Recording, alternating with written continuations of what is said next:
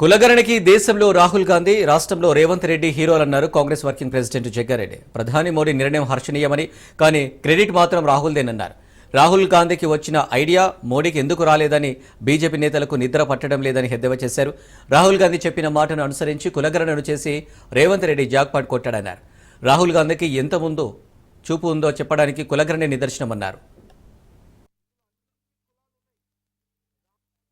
రాహుల్ గాంధీ గారి యొక్క జోడో యాత్రలో ప్రధానమైన అంశము, అందులో ఒక అంశం ప్రధానమైనది, అందులో ఒక అంశము కులగణన.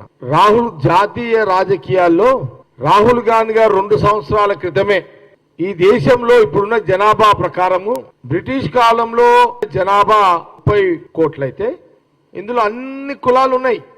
ప్రధానంగా మెజార్టీ బీసీలు, అన్ని కులాలంటే SC, ST, BC, minority, OC కానివ్వండి, ఓసీలు కానివ్వండి, అందుకని సమస్త కులాలు మతాలకు సంబంధించిన కులగణన ఇప్పుడున్న జనాభా ప్రకారము కులగణన జరగాలి అనేది రాహుల్ గాంధీ గారి యొక్క ప్రధానమైన గత 2 సంవత్సరాల క్రితమే వారి జోడో యాత్రలో ఈ ప్రస్తావన తీసుకొచ్చి పదే పదే కేంద్ర ప్రభుత్వాన్ని అలర్ట్ చేస్తూ వారిని దీని మీద ఒక నిర్ణయానికి రావాలని రాహుల్ గాంధీ గారు జోడో యాత్రలో కులగణన అంశాన్ని బాగా లేవనెత్తి మీడియా ద్వారా ప్రభుత్వం దృష్టికి తీసుకుపోయే ఒక ప్రయత్నాలు 2 సంవత్సరాలు కొనసాగుతున్న సందర్భంలో ఇప్పుడున్న కేంద్ర ప్రభుత్వం ప్రధానమంత్రి మోడీ గారు కులగణన చేస్తాము అని వారు ప్రకటన చేయడం అందరూ